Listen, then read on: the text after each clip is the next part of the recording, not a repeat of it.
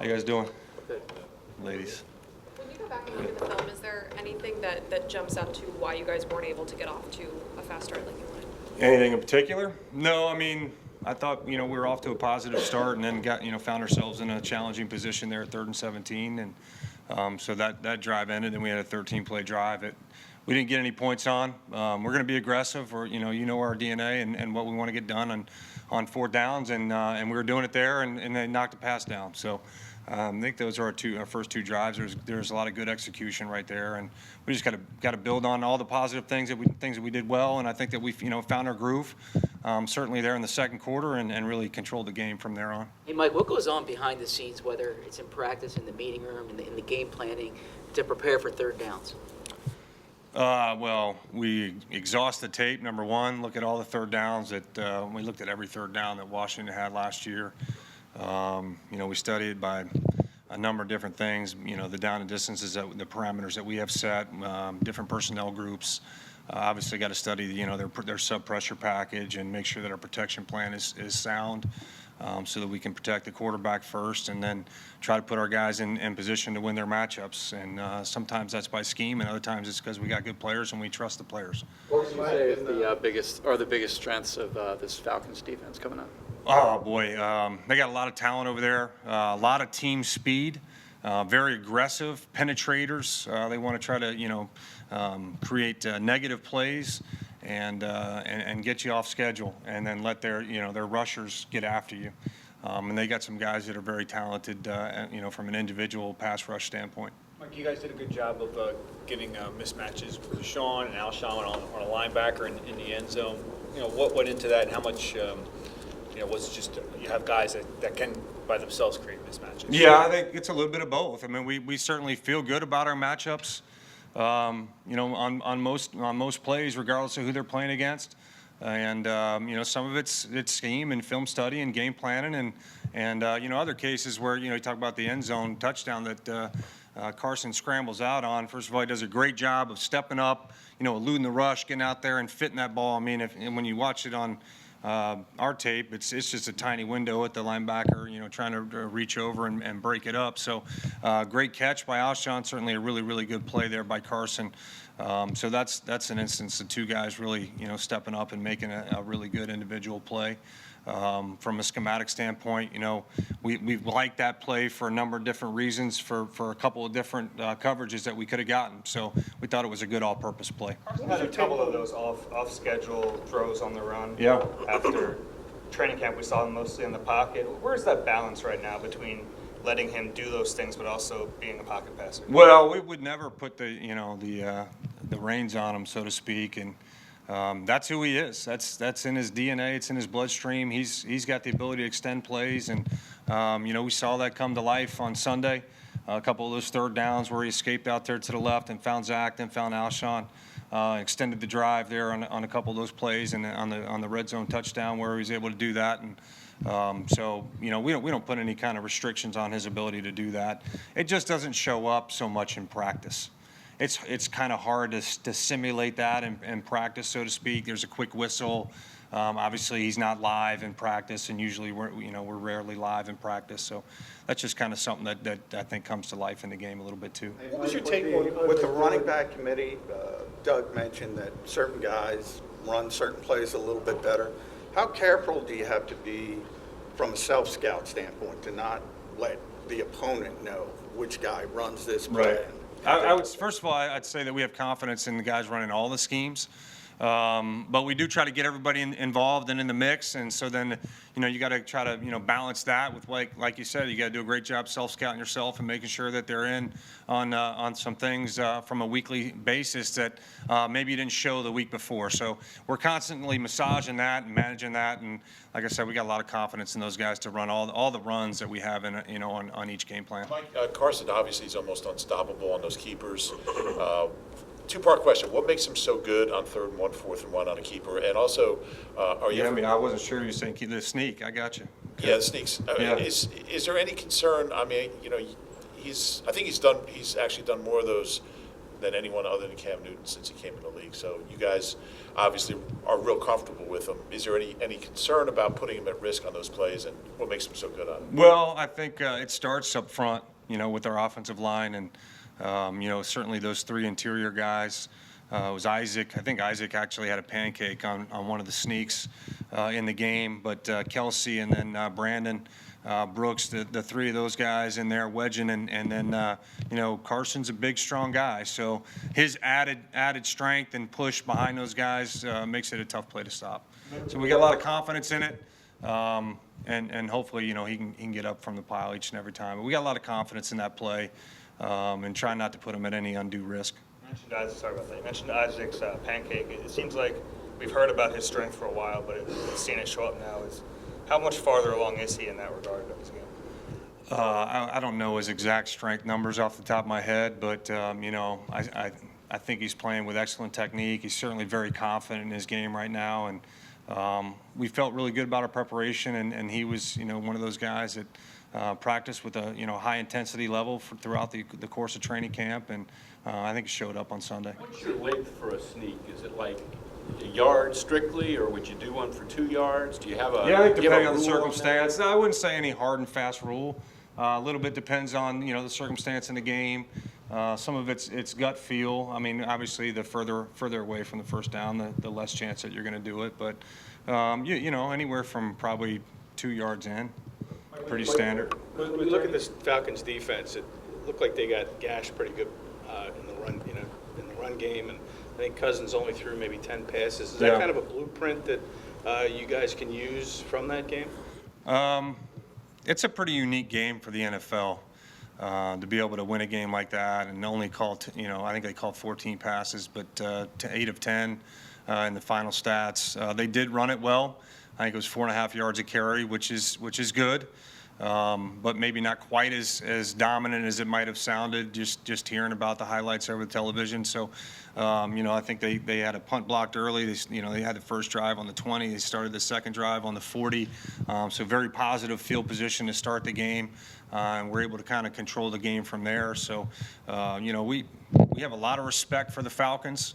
We know they've been really good on defense for a number of years now, and we know it's going to be a big challenge for us. It seemed like Miles is running into heavy boxes. Did you guys notice anything about that? And why do you think that might have been the case? If it was?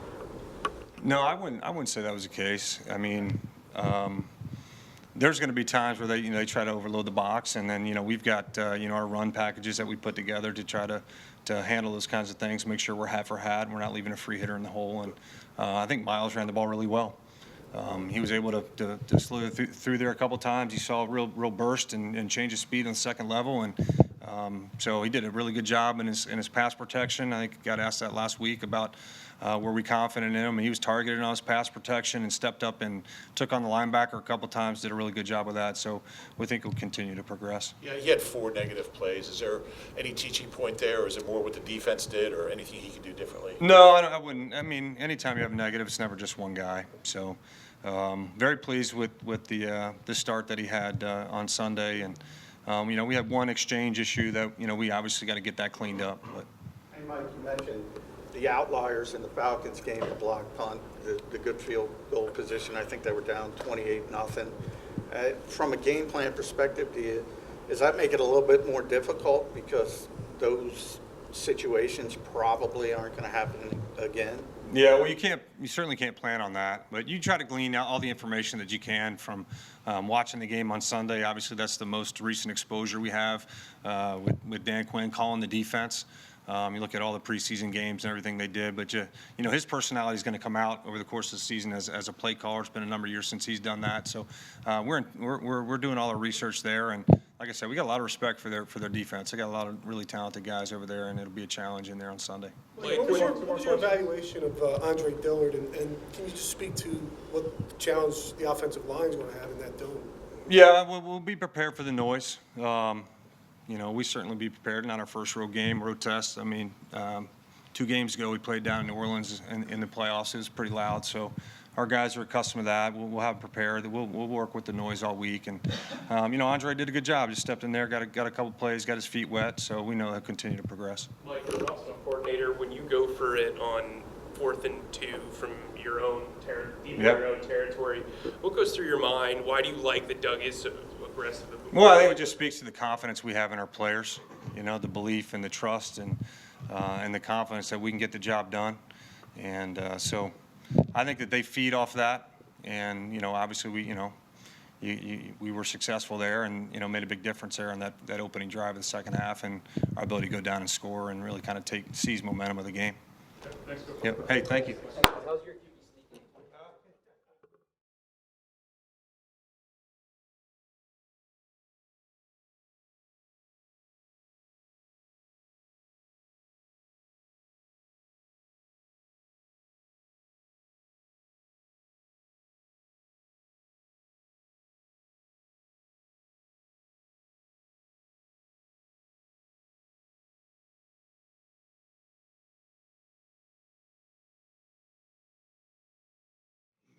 Coming up.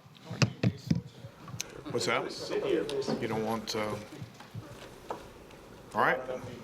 They reported that there was a report out there that Malik has suffered a Frank is done for the year. I don't expect you to confirm it, but obviously you're going to be out with him, be without him for a while. What does that do to your unit?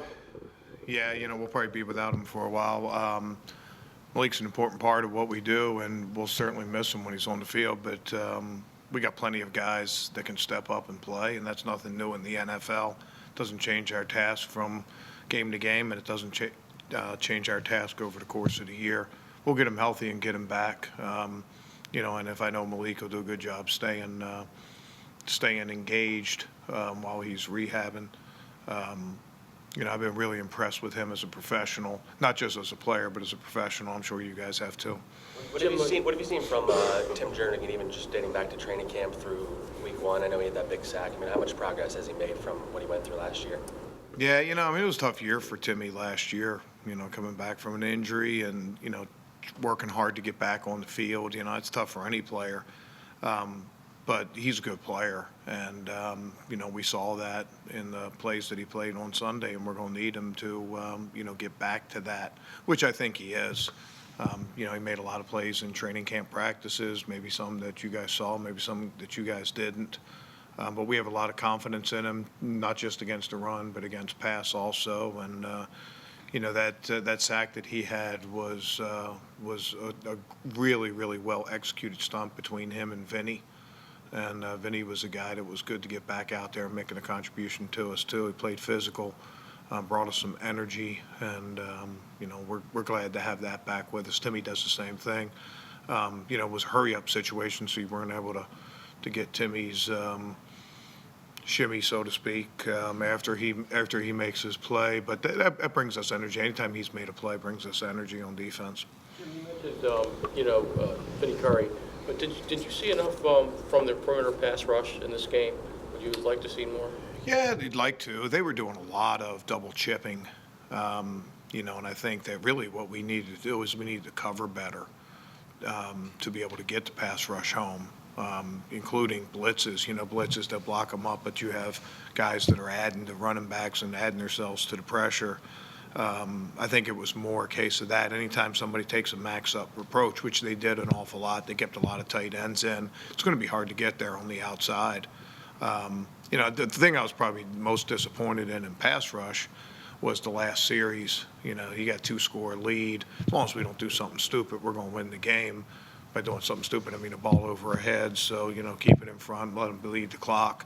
But those are good chances to get rush, and I think at that point, you saw that it was first game for us, and a lot of guys were playing their first game of the year, and our conditioning probably wasn't where it can be and where it will be, and there were opportunities to make some plays there because there we weren't getting all those heavy play actions and heavy double chips. We can do better certainly in pass rush, but I think in coverage we can make quarterback hold the ball a little bit longer and buy time for some of our guys to get home.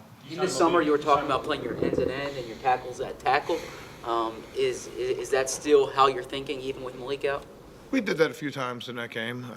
If you guys saw some of those, we can still do that. Fletch can do it. He's done it for us in the past. we've done that before. We can do it in the future. I don't think it takes us out of any packages like that. You guys have played the Falcons once a year since you've been here and have held them in check pretty well. What's the common thread there, if any? I don't know. Every game's different. Every game's a different set of circumstances. I think this is the first challenge that we've had on the road with the Falcons. It's a little bit like, every year it seemed like we were going to Seattle or Los Angeles and playing those games on the road. And, now we get Seattle at home this year. We do, right? Yeah. The Falcons is about as far as I can get. But it is going to be a little bit different. They've been in a hostile environment. Now we're going down to a hostile environment, so we have to carry that over.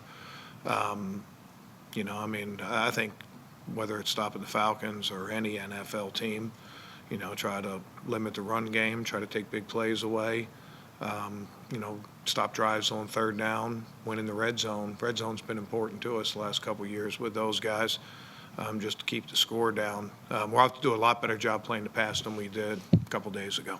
What happened to the 69-yard touchdown pass with Russell? Yeah, that was a pressure. Didn't get home on the pressure. Didn't cover very well. Every play there's a combination of a million things.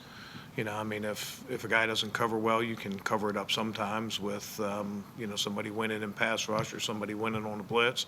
If a guy covers really good, like we talked about before, sometimes you can cover up a guy not winning in pass rush. That one we had a combination of a lot of different things, and we paid the price for it. Coverage as a whole, typically corner's not a rotational spot, but obviously you had Ronald on the pitch count. Do you think that plays into it, guys moving parts? No, there's no excuse there. Our guys have all played a lot of football. And it really wasn't pitch counts as much as it was, Vontae went down cramping,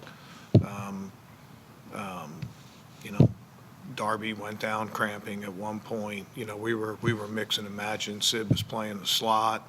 Rotation really didn't work out the way that we wanted to because of Sid going down and playing the slot and then moving outside. But, it's not ideal long term, but right now, do that until we settle in at the position and then see where that takes us. What happened on the other deep ball where I think it was McLaurin again got open, but it was just overthrown? Yeah, that was another one. That actually was another pressure there too. Everybody always wants a blitz, but nobody likes when those deep balls go up against blitz. But it was a very similar situation. We could do a better job in coverage, a little better job in pass rush, and a little better in our overlap in coverage. We were lucky we didn't pay the price for that one. You see Sidney and Rasul kind of continuing to rotate there on the outside. Is that kind of, does it go like game by game and like I guess as far as someone plays, depending on how well they're doing? Yeah, we'll see where it is. See how many snaps. And one thing is, particularly third quarter, we were getting stops. The offense was holding the ball for 20 plays a drive or whatever. Our guys were fresh. We really didn't need a whole lot of rotation there. But every game's different. You never know what it's going to look like, how many snaps you're going to have to play, things like that. So we'll take it on a game-by-game basis and see where it takes us. Can you pinpoint any reason why the coverage wasn't, up to, what you expect?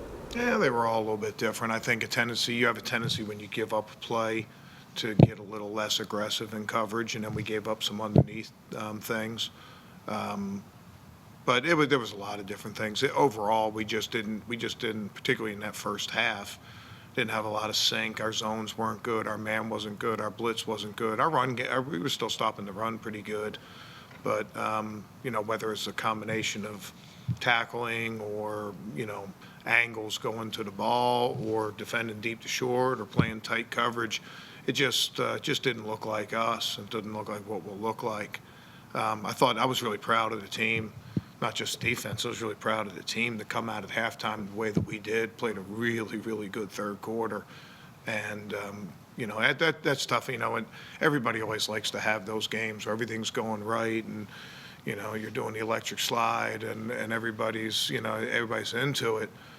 and it feels great. But, you know, sometimes long-term, it's better to have a game like we had and to look bad in the first half and to get booed off the field. And, I mean, we deserve that.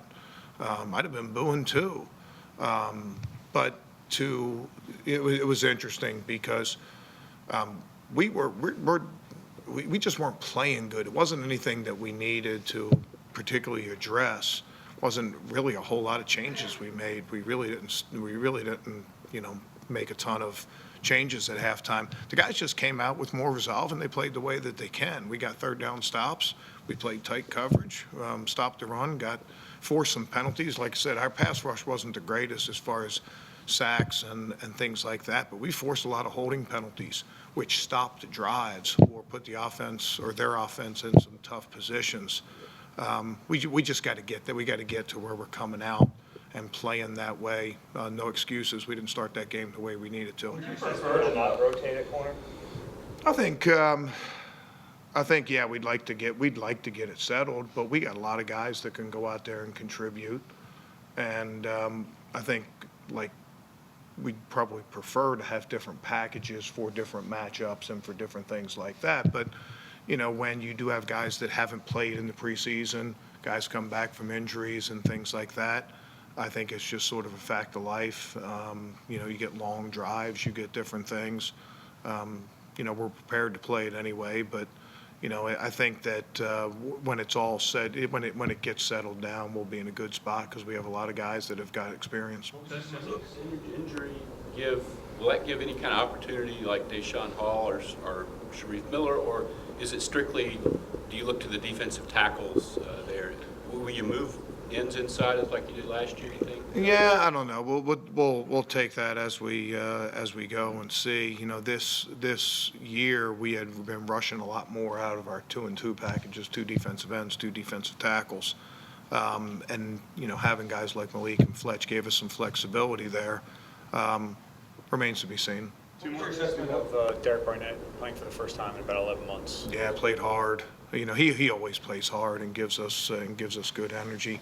You know, I mean, there's some things he can do better. He was playing tough. He was playing physical. He was, you know, he affected the game. Did a good job against the run. Rather not get those 2 penalties that he got.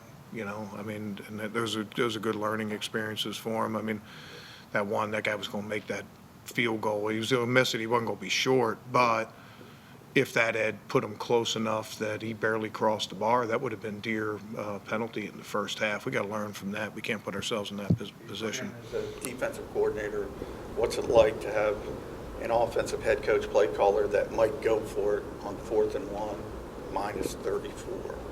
Yeah, I mean, that's what we are. You know, it doesn't surprise us. I mean, it's been that way for 4 years. Our defense is ready, and we know it's our job to go out there and cover us up if we don't get that.